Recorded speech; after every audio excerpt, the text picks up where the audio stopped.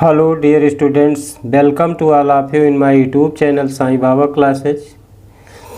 आज मैं आपको टेंस पढ़ाऊंगा। टेंस का अर्थ होता है काल या समय। टेंस या समय तीन प्रकार का होता है।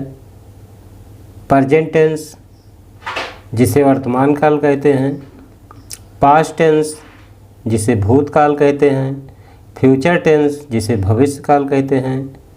वर्तमान काल का मतलब होता है यानी प्रेजेंट टेंस का मतलब होता है जो कार्य अभी तुरंत वर्तमान में हो रहा हो। पास्ट टेंस का मतलब होता है जो कार्य बीते हुए समय में हुआ हो यानी वर्तमान में न हुआ हो यानी पहले का हुआ हो। फ्यूचर टेंस का मतलब होता है भविष्य काल, जो कार्य भविष्य में होगा। और इस एक टेंस के चार भाग होते हैं। नंबर 1 होता है indefinite tense, number 2 continuous tense, number 3 perfect tense, number 4 perfect continuous tense. तो ये चार भाग प्रेजेंट में होते हैं, पास्ट में होते हैं और फ्यूचर में भी होते हैं। तो आओ अब पढ़ना शुरू करते हैं। यहाँ टेंस दिया गया है। टेंस का अर्थ है काल या समय। तो इस टेंस के तीन भाग हैं। प्रेजेंट टेंस, दूसरा है पास्ट टेंस, तीसरा है फ्यूचर टेंस।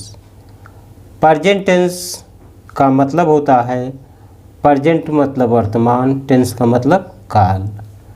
पास्ट टेंस का मतलब होता है, पास्ट का मतलब भूत, टेंस का मतलब काल। पास्ट का मतलब भूत या भूत का मतलब जो बीता हुआ समय है, और टेंस का मतलब काल या समय यानी बीते हुए समय की बात। तीसरा है फ्यूचर टेंस। फ्यूचर का मतलब भविष्य, टेंस का मतलब काल यानी फ्यूचर यानी जो कार्य भविष्य में होगा यानी भविष्य में आने वाला समय। तो इस प्रेजेंट टेंस के चार भाग हैं।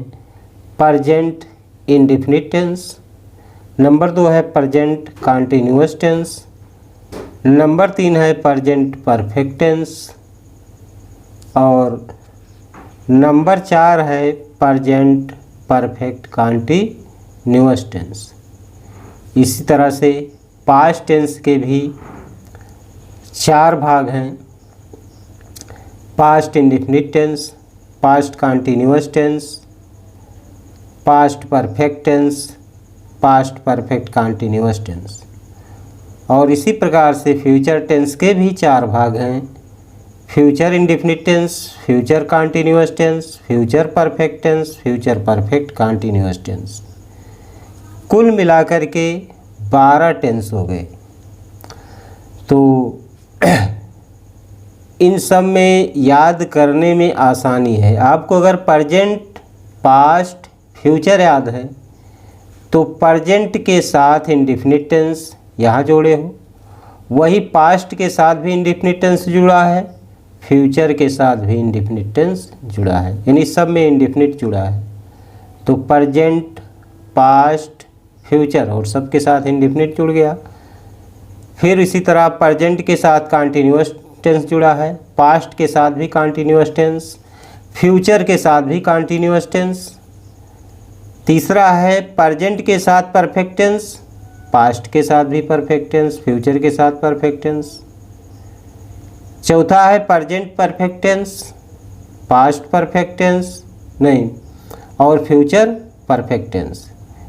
तो सब में प्रेजेंट परफेक्ट कंटीन्यूअस टेंस है चौथा, पास्ट परफेक्ट कंटीन्यूअस टेंस है और फ्यूचर परफेक्ट कंटीन्यूअस टेंस है। तो इस सब में भी perfect continuous tense, perfect continuous tense, perfect continuous tense जुड़ा है। तो आपको अगर प्रेजेंट, पास्ट, फ्यूचर याद है तो सब में इन्हीं चारों को जोड़ देना है। पहले में इंडेफिनिट टेंस जोड़ना है, दूसरे में कंटीन्यूअस टेंस जोड़ देना है, तीसरे में परफेक्ट टेंस और चौथे में परफेक्ट कंटीन्यूअस टेंस। इस तरह से आसानी से याद हो जाएगा। अब उसके बाद इसके पहचान और नियम देखते हैं प्रेजेंट इंडेफिनिट टेंस की, कैसे इसका अनुवाद करेंगे। तो प्रेजेंट इंडेफिनिट टेंस पहला टेंस है। इसकी पहचान क्या है, कैसे हम पहचानेंगे कि ये प्रेजेंट इंडेफिनिट टेंस है, क्योंकि जब तक हम पहचान नहीं पाएंगे तब तक हम उसका नियम ही कैसे लगाएंगे। इसलिए सबसे पहले पहचानना ज़रूरी है। तो इस टेंस की पहचान लिखी हुई है। इस टेंस के वाक्यों के अंत में ता हैं, ती हैं, ते हैं आदि शब्द आते हैं। यानी वाक्य के अंत में शब्द क्या आएंगे, या तो ता है, ती हैं, ते हैं। जैसे राम जाता है तो इसके अंत में आया है जाता है, यानी ता है आया है। तो इस तरह ते हैं, ता हैं, ती हैं आदि शब्द आते हैं। अनुवाद के नियम है। अनुवाद के नियम में सबसे पहले पॉजिटिव सेंटेंसेज, यानी सेंटेंस भी पॉजिटिव सेंटेंस होगा, निगेटिव सेंटेंस होगा, फर्स्ट टाइप इंट्रोगेटिव सेंटेंस होगा, सेकंड टाइप इंट्रोगेटिव सेंटेंस होगा। तो सब में थोड़ा थोड़ा सा अंतर है नियम में। तो पहला है पॉजिटिव सेंटेंस। इसका नियम देखिए। नंबर 1, ही, सी, इट तथा एक वचन की संज्ञाओं के साथ, ही, सी, इट तथा एक वचन की संज्ञाओं के साथ वर्ब, क्रिया, वर्ब यानी जिसे क्रिया कहा जाता है हिंदी में, की फर्स्ट फॉर्म के अंत में यस या यस जोड़ा जाता है। यानी जहाँ पर सब्जेक्ट ही, सी, इट होगा या एक वचन की कोई संज्ञा होगी तो उसमें वर्ब जो होगी, वर्ब की फर्स्ट फॉर्म, उसमें यस या यस जोड़ देंगे। नंबर दूसरा नियम है आई, वी, यू, दे तथा बहुवचन की संज्ञाओं के साथ वर्ब क्रिया की फर्स्ट फॉर्म आती है। इसमें क्रिया की फर्स्ट फॉर्म ही आएगी। देखिए इसमें ही, सी, इट तथा एक वचन की संज्ञा में मुख्य क्रिया की फर्स्ट फॉर्म में यस या यस जोड़ देते हैं। इसको हम आपको बता देंगे एक और वीडियो बना के कि किसके साथ यस जुड़ता है और किसके साथ यस जुड़ता है, किन शब्दों के साथ अगले वीडियो में बताएंगे। अब यहाँ verb of the, form of the verb, form of the verb, form of the verb यानी क्रिया के रूप, फॉर्म मीन्स रूप, आपके दी वर्ब यानी क्रिया, क्रिया के रूप। क्रिया के रूप क्या है? सिर्फ क्रिया एक होती है प्रेजेंट फॉर्म, यानी जिसे फर्स्ट फॉर्म कहते हैं। इसमें प्लूरल और सिंगुलर होता है। प्लूरल फर्स्ट फॉर्म कम है और सिंगुलर में कम्स, वही यस जुड़ गया है। उसके बाद पास्ट होता है यानी सेकंड फॉर्म, इसमें कम का सेकंड फॉर्म केम हो जाता है। फिर अगला है पास्ट पार्टिसिपल जिसे थर्ड फॉर्म कहते हैं, यानी कम का सेकंड फॉर्म केम और थर्ड फॉर्म फिर कम हो जाता है। उसके बाद है प्रेजेंट पार्टिसिपल जिसे आईएनजी फॉर्म कहते हैं, यानी इस कम में आईएनजी जोड़ देंगे यानी कमिंग हो गया। तो इस तरह से वर्ब के फॉर्म यानी पांच रूप होते हैं, 1 2 3 4 5। तो इन्हीं के आधार पर आगे सारे टेंसों का ट्रांसलेशन होगा। इसलिए आप वर्ब के फॉर्म ज़रूर याद कर लें, और नहीं तो देखो एक वीडियो इस पर भी बना देंगे। अब आपने प्रेजेंट इंडेफिनिट टेंस की पॉजिटिव सेंटेंसेज में ही, सी, इट तथा एक वचन की संज्ञा के साथ क्या आता है, तथा आई, बी, यू, दे तथा बहुवचन की संज्ञा के साथ क्या आता है, कौन सी फॉर्म आती है, इसे जान ही चुके हैं नियम में। अब इसका सूत्र देख लीजिए, फार्मूला, उससे अनुवाद ट्रांसलेशन करने में आसानी होगी। जैसे इसका फार्मूला सूत्र, सबसे पहले कर्ता लिखते हैं, फिर धनमुख क्रिया का प्रथम रूप लिखते हैं, फिर कर्म लिखते हैं, फिर अन्य शब्द जो होते हैं उसे लिखते हैं। तो सबसे पहले आपको जानना कुछ ये भी पड़ेगा, कर्ता क्या होता है, क्रिया क्या होती है, अगर नहीं पता है तो। देखिए अब एग्जाम्पल्स यानी उदाहरण यहाँ दिया गया है, मैं घर जाता हूँ, मैं घर जाता हूँ, तो यहाँ लिखा गया है कर्ता। तो इसमें आपको पता नहीं कर्ता कौन है, कहाँ से लिखें। तो कर्ता ज़्यादातर वाक्य के शुरू में होता है और वाक्य में जो कार्य करे वही कर्ता होता है। तो यहाँ मैं जो है कार्य कर रहा है, कौन सा कार्य कर रहा है, जाने का। मैं जो है जाने का कार्य कर रहा है, तो जो कार्य कर रहा है वही कर्ता है। तो हम सबसे पहले कर्ता लिखेंगे, उसके बाद लिखा गया है मुख्य क्रिया का प्रथम रूप लिखेंगे। मुख्य क्रिया, क्रिया क्या हो रही है, जो क्रिया हो रही है वही है मुख्य क्रिया। मुख्य क्रिया क्या हो रही है, जाने की, तो ये मुख्य क्रिया है। तो जाने की अंग्रेजी गो होती है, तो हम इसका प्रथम रूप यानी गो ही लिखेंगे। और प्रेजेंट इंडेफिनिट टेंस में एक नियम ये है, इसको याद रख लीजिए, नियम में नहीं लिखवाए हैं, कि हैं हूँ हो शब्दों की अंग्रेजी नहीं लिखी जाती है। हैं हूँ हो यानी इज एम आर नहीं लिखा जाता है, केवल मुख्य क्रिया की फर्स्ट फॉर्म ही लिखी जाती है। तो मुख्य क्रिया की फर्स्ट फॉर्म हो गई, और उसके बाद कर्म, जिसके ऊपर कर्म हो रहा हो, यानी घर जाने कर्म हो रहा है यानी घर। क्या लिखेंगे पहले, मैं जाता हूँ, कहाँ जाता हूँ, घर। तो देखिए कैसे इसका ट्रांसलेशन होगा। सबसे पहले लिखेंगे मैं की अंग्रेजी हो जाएगी आई, या हो जाएगी आई के बाद जाना, मुख्य क्रिया का प्रथम रूप जाना यानी गो, आई गो। अब हो गया मैं जाता हूँ, है हूँ की अंग्रेजी लिखना नहीं, इतना क्या हो गया, मैं जाता हूँ, मैं कहाँ जाता हूँ, घर। आई गो टू हाउस, मैं घर को जाता हूँ, आई गो टू हाउस। या आई गो होम, होम लिख सकते हो, तो होम के साथ टू नहीं लगेगा, आई गो होम। दूसरा सेंटेंस है हम आम खाते हैं, हम आम खाते हैं, तो इसमें भी हम क्या है, करता यानी खाने का कार्य हम कर रहे हैं, तो हम की अंग्रेजी हो जाएगी वी। उसके बाद हैं की अंग्रेजी लिखना नहीं है, क्योंकि प्रेजेंट इंडेफिनिट में जिसमें ता है, ती हैं, ते हैं आया है, प्रेजेंट इंडेफिनिट है, उसमें इसकी अंग्रेजी नहीं लिखते हैं। तो खाना की अंग्रेजी क्या होती है, ईट। ईट का फर्स्ट फॉर्म लिखेंगे। अब ये नियम में है कि आई, बी, यू, दे तथा बहुवचन की संज्ञाओं के साथ मुख्य क्रिया की फर्स्ट फॉर्म आती है। तो इसमें भी ईट है तो ईट ही लिखा जाएगा, इसमें एस आई एस नहीं बढ़ेगा, ना इसमें एस आई एस बढ़ा, तो इसमें भी केवल ईट लिखेंगे। वी ईट, हम खाते हैं, हम क्या खाते हैं, आम, तो आम की अंग्रेजी मैंगो, वी ईट मैंगो। उसके बाद है नंबर 3, तुम्हारा भाई सोता है। तो इसमें देखेंगे कार्य कौन कर रहा है, तुम्हारा भाई, तुम नहीं कार्य कर रहे हो, तुम्हारा भाई है, इसलिए एक वचन होगा, एक वचन की संज्ञा होगी।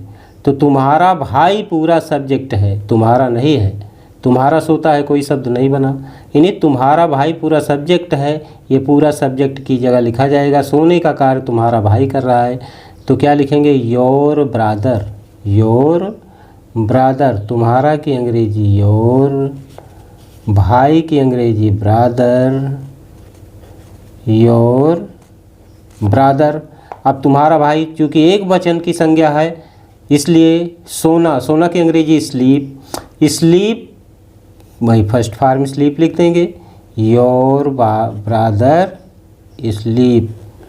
स्लीप्स नहीं लिखेंगे, हाँ स्लीप्स लिखेंगे, क्योंकि एक वचन की संज्ञा है। इसमें क्या बढ़ा देंगे, यस बढ़ा देंगे, इसमें यस बढ़ जाएगा। चौथा है वह दौड़ता है, तो यहाँ दौड़ने का कार्य कौन कर रहा है, वह सब्जेक्ट है, करता है, वह पहले लिखेंगे, ही। उसके बाद है कि अंग्रेजी लिखना नहीं है, दौड़ता है, दौड़ना की अंग्रेजी रन, और ही जो है ही से ईट के साथ क्या करते हैं, मुख्य क्रिया की फर्स्ट फॉर्म में यस या यस जोड़ते हैं, तो यहाँ रन में यस जुड़ जाएगा, ही रन्स हो जाएगा, हो गया वह दौड़ता है। पांचवा है अध्यापक पढ़ाते हैं, तो यहाँ क्या हो जाएगा, अध्यापक पढ़ाते हैं, तो एक अध्यापक नहीं बहुत से अध्यापक की बात हो रही है, अध्यापक पढ़ाते हैं, बहुत से अध्यापक पढ़ा रहे होंगे, तो या अध्यापक पढ़ाता है तो एक ही अध्यापक था, तो बहुत से अध्यापक की बात है, तो टीचर्स हो जाएगा, दी टीचर्स मीन्स अध्यापक।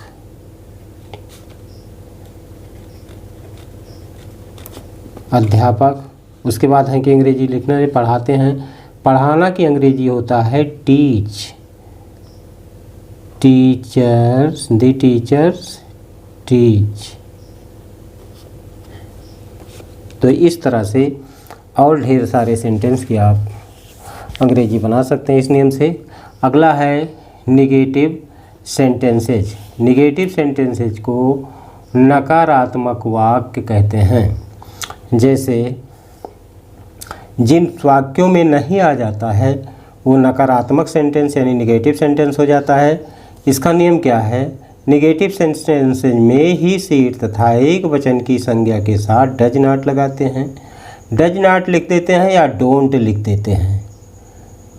कहीं कहीं डज नॉट, नहीं तो जल्दी में डोंट लिख देते हैं। नंबर 2 नियम है निगेटिव सेंटेंसेज में आई, बी, यू, दे तथा बहुवचन की संज्ञा के साथ डू नॉट लगाते हैं या डोंट लिख देते हैं। तो या तो डोंट लिख देंगे या डू नॉट लिखेंगे। नंबर 3 नियम है कभी नहीं के लिए नेवर आता है और जब नेवर आता है तो डू या डज नहीं लिखा जाता है। अब फार्मूला सूत्र क्या है? कर्ता प्लस डू या डज कर्ता के अनुसार लिखा गया है। कर्ता प्लस डू या डज कर्ता के अनुसार, यानी कर्ता किस तरह है, यानी ही, सी, इट है या आई, बी, यू, दे है, एक वचन है कि बहुवचन है, उसके साथ उस हिसाब से डू या डज आएगा। अगर ही, सी, इट तथा एक वचन है तो डज आएगा। आई, बी, यू, दे और बहुवचन है तो डू आएगा। इसलिए कर्ता के अनुसार लिखा गया है। प्लस उसके बाद डू या डज लगाने के बाद चाहे डू लगाओगे कि चाहे डज कर्ता के अनुसार लगा दोगे। उसके बाद नॉट लिख देंगे। नॉट के बाद फिर कर्म, फिर अन्य शब्द हो जाएगा। अब एग्जाम्पल्स देखते हैं। उदाहरण है हम क्रिकेट नहीं खेलते हैं। तो यहाँ क्या हो गया? हम क्रिकेट नहीं खेलते हैं। तो खेलने का कार्य कौन कर रहा है? हम। तो इसी को पहले लिखेंगे वी। उसके बाद बी वो प्लूरल है, बहुवचन है, इसके साथ आएगा डू। फिर उसके तुरंत बाद नॉट आया है, वी डू नॉट। फिर खेलते हैं, प्ले क्रिया की first form, we do not play. और जब डू या डज हम वाक्य में लगा देते हैं तो उसके बाद मुख्य क्रिया की फर्स्ट फॉर्म में एस आई एस नहीं बढ़ता है, तो इसलिए प्ले में एस आई एस कुछ नहीं बढ़ेगा।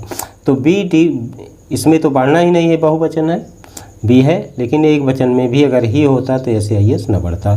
तो वी डू नॉट प्ले, हम नहीं खेलते हैं। क्या नहीं खेलते हैं? क्रिकेट। तो CRICKET हो गया, हम क्रिकेट नहीं खेलते हैं। दूसरा है तुम अपना पाठ नहीं याद करते हो। इसमें हो जाएगा यू के साथ भी डू नॉट आता है, यू डू नॉट। याद करना की अंग्रेजी होती है learn, you do not learn. तुम नहीं याद करते हो। क्या नहीं याद करते हो? अपना पाठ। तो यू के साथ अपने के लिए योर आता है, योर। लेसन मीन्स पाठ। अब तुम नहीं याद करते हो अपना पाठ, lesson.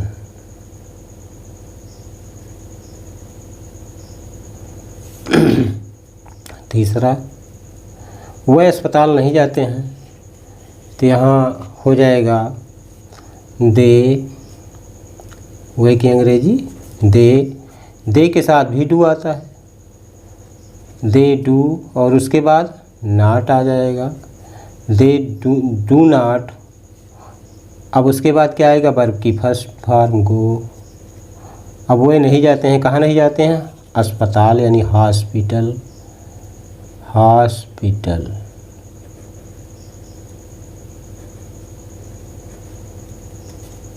They do not go to hospital लगाया, अस्पताल को टू लगा देंगे। ये लड़कियां गीत नहीं गाती हैं। अब ये हो जाएगा दीज गर्ल्स, यहाँ हो जाएगा these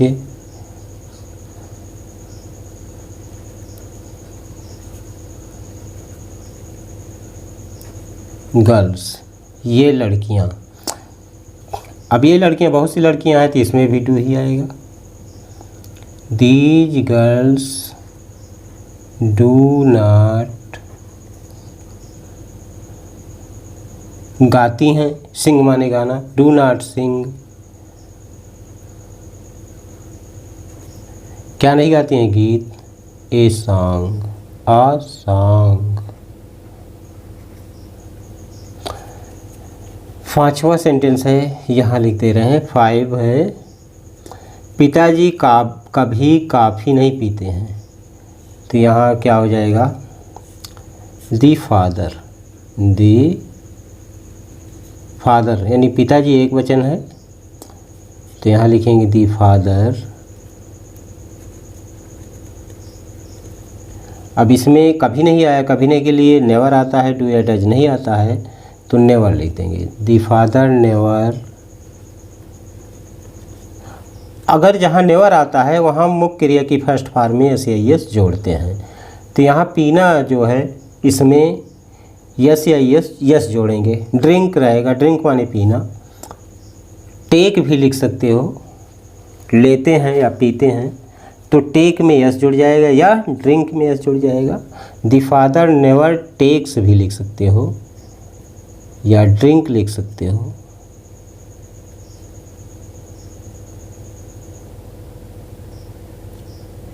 the father never takes. अब हो गया पिताजी कभी नहीं लेते हैं, यानी पिताजी कभी नहीं पीते हैं। क्या नहीं पीते हैं? कॉफ़ी।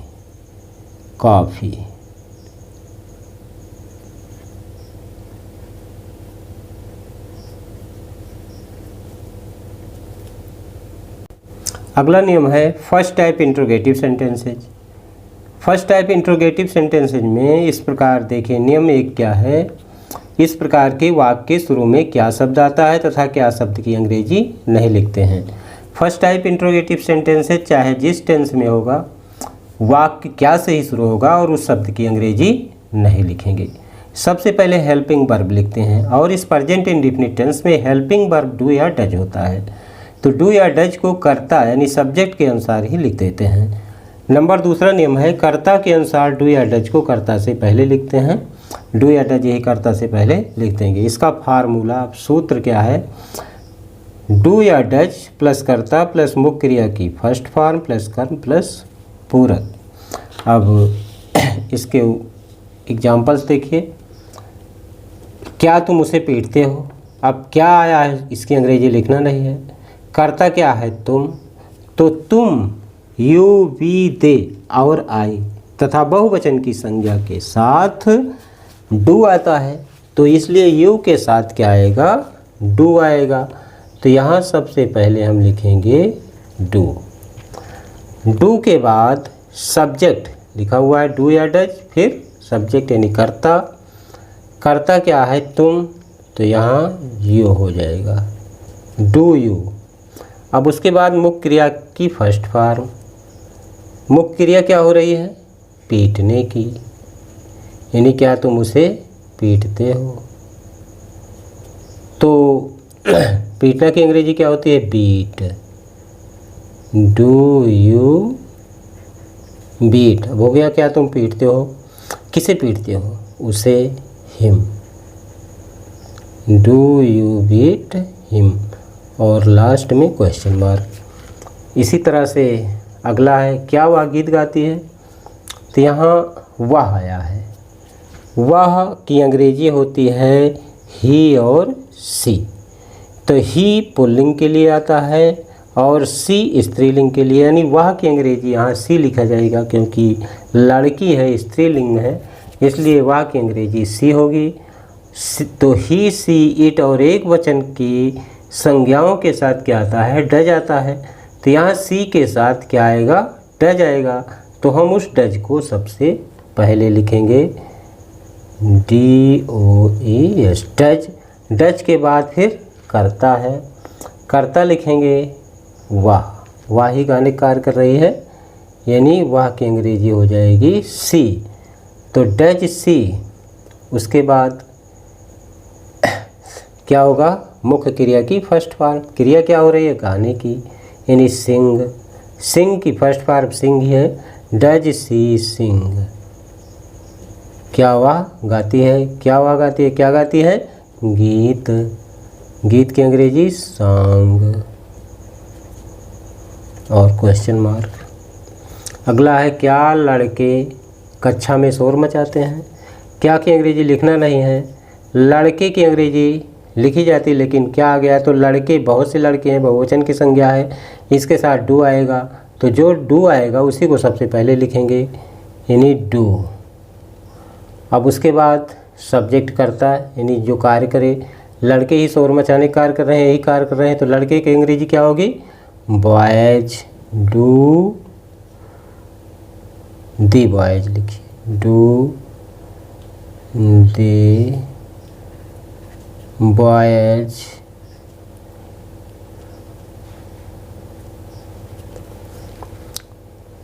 हो गया लड़के।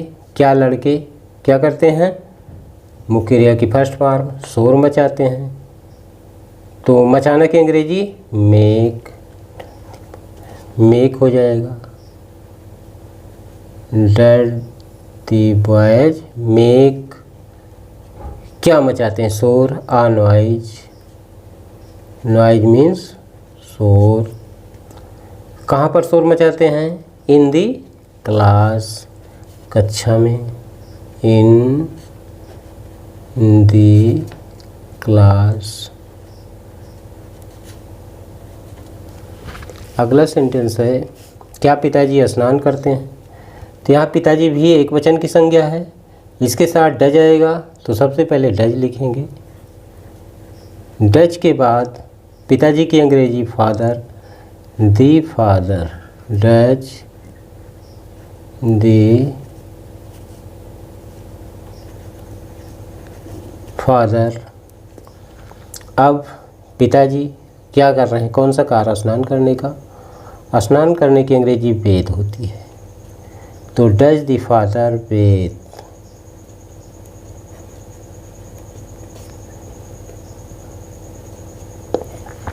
क्या पिताजी स्नान करते हैं, बस हो गया। पांचवा है क्या अध्यापक तुम्हें पढ़ाते हैं। अध्यापक बहुत से अध्यापक हो सकते हैं, पढ़ाते हैं, यानी बहुत से अध्यापक पढ़ाते हैं। तो यहाँ अगर बहुवचन है, बहुवचन की संज्ञा है, बहुत से अध्यापक हैं, तो डू आएगा, तो यहाँ इसलिए लिखेंगे डू। और अध्यापक हैं इसलिए इसमें the teachers, do the teachers.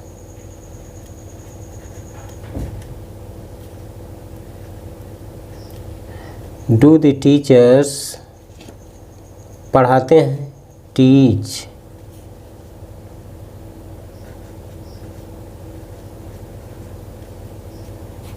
अब हो गया क्या अध्यापक पढ़ाते हैं, किसे पढ़ाते हैं, तुम्हें। Do the teachers teach you, तुम्हें की अंग्रेजी यू।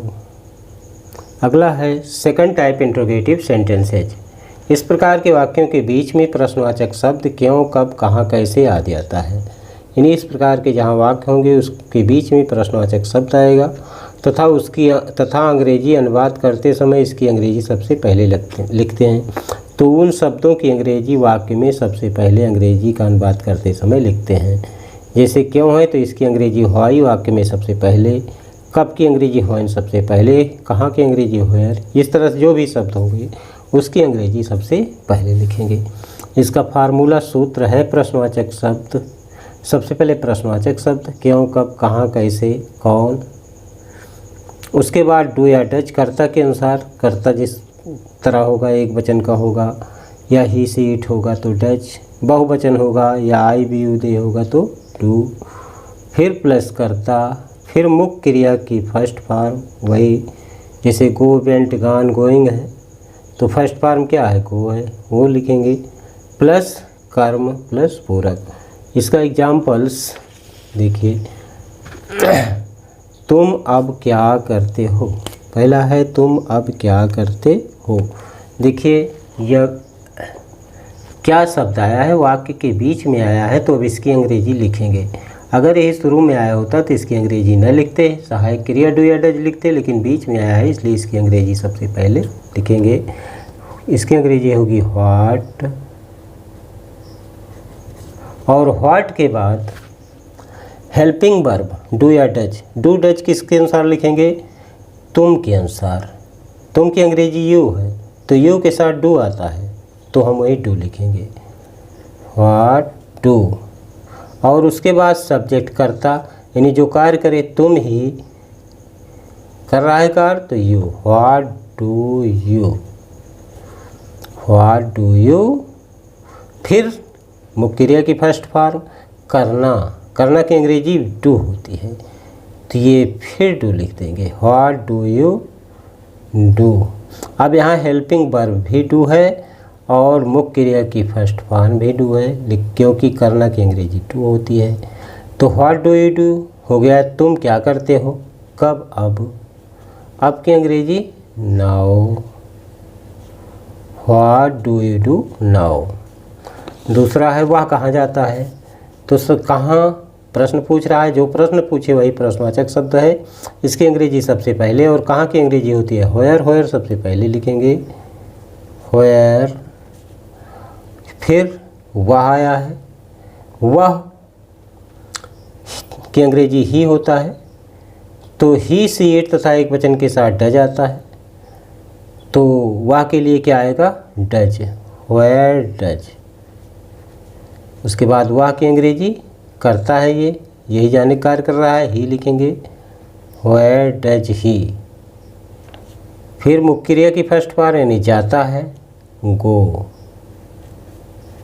व्हेयर डज ही गो, यानी कहाँ वह जाता है।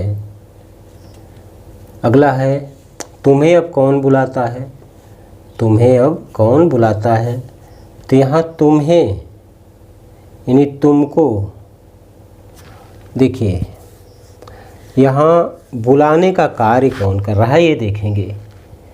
बुलाने का कार्य तुम्हें नहीं कर रहा है, कुछ अलग प्रकार से। बुलाने का कार्य जो करे वही करता होता है, तो इसमें प्रश्नवाचक शब्द भी कौन है और कार्य भी यही कर रहा है बुलाने का। बुलाने का कार्य ही कौन कर रहा है, तुम्हें, तुम होता तब तो बुलाने का तुम कार्य करते थे, लेकिन तुम्हें को बुलाया जा रहा है, तुमको बुलाया जा रहा है, यानी तुम कार्य नहीं कर रहे हो बुलाने का। बुलाने का कार्य कौन कर रहा है, कौन बुलाता है, यानी कौन ही बुला रहा है। तो वैसे भी प्रश्नवाचक शब्द पहले लिखते और इसे हम पहले लिखेंगे। कौन की अंग्रेजी होगी हु, और हु जो है अकेला एक व्यक्ति है तो हम हेल्पिंग वर्ब में डज लगाएंगे, क्योंकि एक वचन के साथ डज आता है, हु डज, हु डज। अब फिर बुलाने का अब उसके बाद मुख्य क्रिया लिखेंगे, क्योंकि कर्ता तो हो गया, ये सब्जेक्ट भी हो गया। क्रिया फर्स्ट फॉर्म यानी बुलाना, बुलाना की अंग्रेजी कॉल, तो हु डज कॉल। और उसके बाद अब कौन बुलाता है, कौन बुलाता है किसको, तुमको, हु डज कॉल यू। कब बुलाता है, अब, नाउ। चौथा है तुम किसको बुलाते हो, तो यहाँ किसको प्रश्नवाचक शब्द है, इसकी अंग्रेजी होती है होम, होम। और फिर सब्जेक्ट तुम है तो तुम के अनुसार हेल्पिंग वर्ब डू आएगा तो हम डू लिखेंगे पहले, होम डू। और उसके बाद सब्जेक्ट लिखेंगे, क्योंकि तुम बुलाते हो यानी बुलाने का तुम ही कर रहे हो तो इसलिए यू लिखेंगे, होम डू यू। और उसके बाद मुख्य क्रिया की फर्स्ट फॉर्म बुलाना call, home do you call. अब हो गया तुम किसको बुलाते हो, तुम किसको बुलाते हो। अगला है वह क्यों सोता है, इसमें प्रश्नवाचक शब्द क्यों है, इसकी अंग्रेजी क्या होगी, व्हाई। व्हाई के साथ डू या डज आएगा ये देखेंगे। वाह की अंग्रेजी ही, और ही के साथ आता है डज। तो व्हाई डज, फिर सब्जेक्ट वही, ही करता, व्हाई डज ही। अब हो गया वाह क्यों क्या मुख्य क्रिया की फर्स्ट पार्ट, सोता है। व्हाई डज ही स्लीप, हो गया वाह क्यों सोता है, वाह क्यों सोता है। तो डियर स्टूडेंट्स, यदि आपको वीडियो पसंद आया है तो वीडियो को लाइक करें, चैनल पर नए हैं तो सब्सक्राइब करें, जिससे आप तक मेरा नया वीडियो तुरंत पहुंच सके। और यदि कोई सुझाव शिकायत कुछ पूछना हो तो कमेंट करें। और देखने के लिए धन्यवाद। Thanks for watching. जय हिंद, जय भारत।